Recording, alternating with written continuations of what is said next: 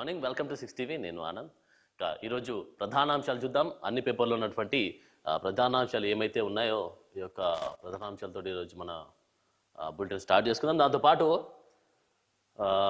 ఈరోజు స్టార్టింగ్లో ఈనాడు పేపర్లో ఉన్నటువంటి అంశాలు చూస్తే యూపీఎస్సీ తరహాలో టీఎస్పీఎస్సీని తీసుకొచ్చి అవకాశం కనిపిస్తూ ఉంది. పటిష్టంగా రూపొందించేందుకు సహకరించండి. చైర్మన్ మనోజ్ సోనీతో సీఎం రేవంత్ రెడ్డి సమీక్షా సమావేశం నిర్వహించినటువంటి అంశం చూస్తూ ఉన్నాం. ఇక్కడ చూడొచ్చు, టీఎస్పీఎస్సీ తరహాలోనే యూపీఎస్సీ తరహాలోనే టీఎస్పీఎస్సీని ప్రణాళికలు రూపొందిస్తూ ఉన్నారు. దాంతోపాటు రక్షణ భూములు బదలాయించాలని చేస్తున్నటువంటి అంశం చూడొచ్చు. ఇక్కడ టీఎస్పీఎస్సీకి సంబంధించి టీఎస్పీఎస్సీ తరహాలోనే యూపీఎస్సీ తరహాలోనే టీఎస్పీఎస్సీకి సంబంధించి కొనసాగిస్తే ఎలా ఉంటుంది ఏంటనేది కూడా సమీక్షా సమావేశం నిర్వహిస్తున్నటువంటి అంశం ఇక్కడ చూడొచ్చు. మళ్ళీ దాంతోపాటు ఇక్కడ మనం చూడొచ్చు, రక్షణ భూములు బదలాయించాలని కేంద్ర మంత్రి రాజ్నాథ్ సింగ్ కు వినతి అందజేశారు. దాంతోపాటు వెనుకబడిన ప్రాంతాల అభివృద్ధి నిధుల కోసం ఆర్థిక మంత్రి నిర్మలా సీతారామన్ కి విజ్ఞప్తి చేసినటువంటి ఒక అంశం చూడొచ్చు. మరొక అంశం చూద్దాం. ఎమ్మెల్సీ స్థానాలకు ఒకే ఎన్నిక విడివిడిగానా అంటే ఎమ్మెల్సీ స్థానాలకు సంబంధించి ఒకే ఎన్నిక జరుగుతుందా, లేకపోతే దానికి సంబంధించి విడివిడిగా ఎన్నికలు జరిగే అవకాశం కనిపిస్తా ఉన్నట్టుగా ఇక్కడ చూడొచ్చు. ఇక ఈసీ ప్రకటనతో గందరగోళం నెలకొంది. స్పష్టత కోరిన రాష్ట్ర ఎన్నికల కమిషన్. విడిగా అయితే రెండు కాంగ్రెస్కే వచ్చే అవకాశం కనిపిస్తా ఉన్నట్టుగా ఇక్కడ చూడొచ్చు. మరొక అంశం చూద్దాం. హైకోర్టు నూతన భవనానికి 100 ఎకరాలు వ్యవసాయ ఉద్యాన విశ్వవిద్యాలయాల భూమి కేటాయింపు సర్కారు ఉత్తర్వులు. ఈ నెలలోనే శంకుస్థాపనకు అవకాశం కనిపిస్తూ ఉంది. మరి హైకోర్టుకు సంబంధించి ఇక్కడ ఉన్నటువంటి హైకోర్టుని బదలాయించి వేరే ప్లేస్కి తీసుకెళ్లి వేరే ప్లేస్లో హైకోర్టు నూతన భవనానికి శంకుస్థాపన చేసేటువంటి ఈ కార్యక్రమానికి సంబంధించి ఇప్పుడున్నటువంటి కాంగ్రెస్ గవర్నమెంట్ అయితే ఏర్పాటు చేస్తూ ఉన్నారు. 100 ఎకరాల స్థలం అయితే చూశారు. సో 100 ఎకరాలకు సంబంధించి కూడా కొన్ని అడ్డంకులు అయితే ఉన్నట్టుగా మనం చూడొచ్చు. సో మరి దానికి సంబంధించి గత ప్రభుత్వం కూడా ఒక ప్లేస్లో కేటాయించింది. దానికి సంబంధించి 108 ఎకరాలు కొన్ని ఎకరాలు అయితే కేటాయించినటువంటి పరిస్థితి కూడా చూసాం గతంలో.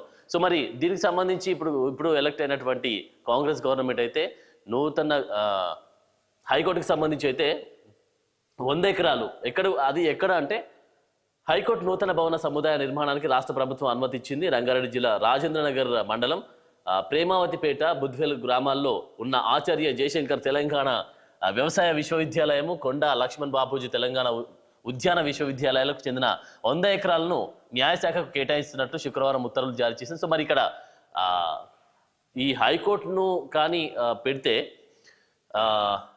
హైకోర్టుకు సంబంధించి నూతన ఎకరాలకు సంబంధించి 100 ఎకరాలలో ఆ యొక్క భవనాన్ని అయితే కడితే చాలా వరకు నష్టపోయే ప్రమాదం ఉంది అని కూడా చెప్తున్నటువంటి, అంటే ప్రకృతికి సంబంధించినటువంటి నష్టపోయే అంశాలు కూడా ఇక్కడ కనిపిస్తున్నట్టుగా మనం చూడొచ్చు. సో మరి దీనికి సంబంధించి మరి ఓకే అవుతుందా లేదా అనేది కూడా వేచి చూడాల్సి వస్తుంది. సో దాంతోపాటు ప్రకృతికి సంబంధించినటువంటి ఇబ్బందులు కూడా తలెత్తే అవకాశం కనిపిస్తున్నట్టుగా అక్కడ ఉన్నటువంటి స్థానికులు అయితే చెప్తున్నటువంటి పరిస్థితి, స్థానికులే కానీ ఉన్నటువంటి పరిసర ప్రాంతాల వ్యక్తులే కానీ చెప్తున్నటువంటి వైనం కనిపిస్తుంది. సో మరి మరొక అంశం చూద్దాం. 2 విడతల్లో ఇక్కడ చూడొచ్చు, 2 విడతల్లో రైట్ ఇక్కడ చూద్దాం. 2 విడతల్లో 879 మంజూరు, 393 నిర్మాణాలు పూర్తి. వివిధ దశల్లో మరికొన్ని 267 కోట్ల బిల్లుల పెండింగ్ లో ఉన్నట్టుగా మనం ఇక్కడ చూడొచ్చు. వాగులు, వంకలు, ఉపనదులపై చేపట్టిన చెక్ డ్యాంల నిర్మాణాలకు నిధుల గండం అయితే ఏర్పడింది. మొదటి నుంచి పనులు నత్తనడక సాగుతూ ఉండగా ప్రభుత్వం మారిన నేపథ్యంలో నిర్మాణాల విషయంలో ఎలాంటి నిర్ణయం తీసుకుంటుందనే నీటిపారుదల శాఖలో చర్చగా మారింది. మిషన్ కాకతీయ కింద చెరువుల పునరుద్ధరణకు నాటి బారాస ప్రభుత్వం ఎంతో ప్రాధాన్యం ఇవ్వగా 2019 తర్వాత పెద్ద ఎత్తున చెక్ డ్యాంల నిర్మాణం కూడా శ్రీకారం చుట్టింది. రాష్ట్ర ప్రభుత్వం రాష్ట్ర వ్యాప్తంగా 1200 నిర్మాణాలు 2019లో ఉత్తర్వులు జారీ చేసింది. మరి ఇప్పటివరకు అయితే కొన్ని అంశాలకు చూడొచ్చు, కొన్నిటికి పెండింగ్ లో ఉన్నట్టుగా మనం చూడొచ్చు. సో మరి దానికి సంబంధించి ఓకే అవుతుందా, ఓకే చేస్తున్నా లేదా అనేది కూడా కొంచెం సందిగ్ధంలో ఉన్నటువంటి సందర్భం మనం చూడొచ్చు. ఇక్కడ పేరుకే జెండా పాట ఇక్కడ చూడొచ్చు. రైట్ పేరుకే జెండా పాట, రైతుకు కన్నీటి ఊట అన్నట్టుగా మనం ఇక్కడ చూడొచ్చు. రైట్, ఖమ్మం మార్కెట్లో మిర్చి వ్యాపారుల మాయాజాలం జరుగుతుంది. ఇక్కడ సీజన్ ఆరంభంలోనే ఖమ్మం మిర్చి మార్కెట్లో రైతులు దగా పడుతున్నారు. పంట వేసిన తొలినాళ్లలోనే ఆశించిన వర్షాలు లేక తర్వాత తెగుళ్ళ దెబ్బతో కుదేలవుతున్నారు. తీరా పంట చేతికొచ్చే సమయంలో మిగ్జామ్ తుఫాన్ నట్టేట ముంచింది, వాతావరణం అనుకూలించింది ఉంటే ఎకరాకు 30 క్వింటాల దిగుబడి వచ్చే అవకాశం కూడా కనిపిస్తున్నటువంటి సిచ్యువేషన్ చూడొచ్చు. సో రైతులు మాత్రం ఏదేమైనప్పటికీ కూడా రైతులు మాత్రం చాలా నష్టపోయినారు దీనికి సంబంధించి అని కూడా చెప్పుకోవచ్చు. రైట్, ఇక మరొక అంశం చూద్దాం. కవ్వాల్ నుంచి ఇక్కడ చూడొచ్చు. రైట్, కవ్వాల్ నుంచి గ్రామాల తరలింపు. కడెం మండలం ధర్మాజిపేటకు 142 కుటుంబాలకు పునరావాసం ఏర్పాటు చేసినటువంటి వైనం చూస్తున్నాం. సో మరి ఇక్కడ చూడొచ్చు, మైసంపేట రాంపూర్ నెల రోజుల్లో కడెం మండలం ధర్మాజిపేటకు 142 కుటుంబాల పునరావాసం అవుతున్నటువంటి పరిస్థితి చూస్తున్నాం. కవ్వాల్ నుంచి గ్రామాల తరలింపు చేసేటువంటి అంశం. అందులో చూస్తే కవ్వాల్ టైగర్ రిజర్వ్ నుంచి గ్రామాల తరలింపునకు రంగం సిద్ధమైంది. నిర్మల్ జిల్లా కడెం మండలం మైసంపేట రాంపూర్ గ్రామాలను కోర్ ఏరియా వెలుపల ఉన్న ఇదే మండలంలోని ధర్మాజిపేటకు తరలిస్తున్నారు. ఈ గ్రామంలో వారికి పునరావాసం కల్పించే అవకాశం కూడా కనిపిస్తున్నట్టుగా చూడొచ్చు. మరి కొన్ని సమయాలు అయితే చూస్తే పునరావాసకు సంబంధించినటువంటి అంశాలు కూడా చూస్తే కొంతమందికి పునరావాసకు సంబంధించి నిధులు అందినాయి, కొంతమందికి అందకపోయి కూడా చాలా మంది ఇబ్బంది పడ్డటువంటి పరిస్థితి అయితే చాలా వరకు చూసాం. మరి వీరికి సంబంధించి ఎలాంటి పునరావాసం కల్పిస్తారు, ఎలాంటి భరోసా కల్పిస్తారు అనేది కూడా వేచి చూడాల్సిందే. రైట్, ఇక ఆంధ్రజ్యోతి పేపర్లో ఉన్నటువంటి ప్రధాన అంశాలు చూద్దాం. రైట్, ఇక్కడ మనం ఆంధ్రజ్యోతి పేపర్లో ఉన్నటువంటి ప్రధాన అంశాలు చూస్తే రాజకీయాలు లేకుండా అనేటువంటి ఒక ప్రధాన అంశం మనం హైలైట్గా చూడొచ్చు. టీఎస్పీఎస్సీ చైర్మన్ సభ్యుల నియామకం ప్రక్షాళన గురించి డిస్కస్ చేశారు. గత ప్రభుత్వం పునరావాస కేంద్రంగా మార్చింది, రాజకీయ నియామకాలతోనే లీకులు జరిగింది, రద్దులు కేసీఆర్ అసమర్థతతోనే ఉద్యోగాల జాప్యం జరిగినటువంటి సందర్భం మనం ఇక్కడ చూడొచ్చు అనేటువంటి ప్రస్తావన చేశారు రేవంత్ రెడ్డి.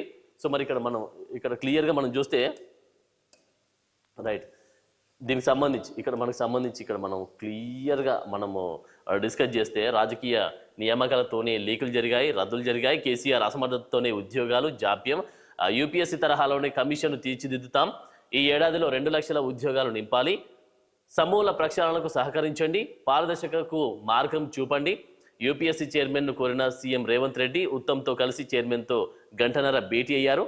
ఇక టీఎస్పీఎస్సీలో అందరికీ శిక్షణకు అంటే శిక్షణకు ఇవ్వాలి, శిక్షణకు సంబంధించినటువంటి దాన్ని కూడా సహకరించండి అని కూడా నిర్మలా సీతారామన్ని అడిగినటువంటి సందర్భం చూస్తున్నాం. దాంతోపాటు అంగీకరించిన యూపీఎస్సీ చైర్మన్ మనోజ్ సోని వెనుకబడిన ప్రాంతాలకు 1800 కోట్ల నిధులేవి ఆర్థిక మంత్రి నిర్మలా సీతారామన్తో భేటీలో రేవంత్ ప్రస్తావన చేశారు. మిలిటరీ భూములపై కూడా రక్షణ మంత్రితో భేటీ అయినటువంటి సందర్భం చూస్తున్నాం. సో నిన్న వెళ్ళినటువంటి ఆ సందర్భం మనం చూస్తే ఢిల్లీలో ఉన్నటువంటి పరిస్థితి మనం గమనిస్తే ఒకవైపు ఏమో ఆర్థిక మంత్రి నిర్మలా సీతారామన్తో భేటీ అయ్యారు. దాంతోపాటు ఇక్కడ యూపీఎస్సీ చైర్మన్ మనోజ్ సోనితో కూడా భేటీ అయ్యారు. దాంతోపాటు రక్షణ మంత్రితో కూడా భేటీ అయినటువంటి ప్రాంతాలు, ఈ ముగ్గురుతో భేటీ అయినటువంటి ఈ సందర్భంలో 3 విషయాల గురించి ప్రస్తావన చేసినట్టుగా మనం ఇక్కడ చూడొచ్చు. ఒకటేమో ఉద్యోగాల గురించి, యూపీఎస్సీ తరహాలోనే టీఎస్పీఎస్సీని కూడా రన్ చేసే అవకాశం కనిపిస్తూ ఉంది.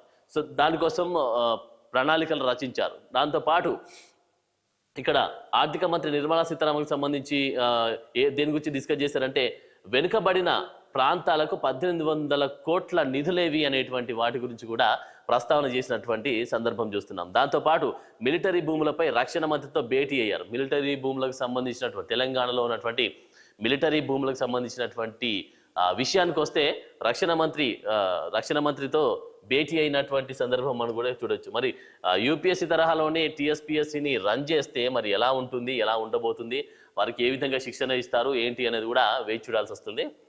మరొక అంశం చూద్దాం. Right, okay.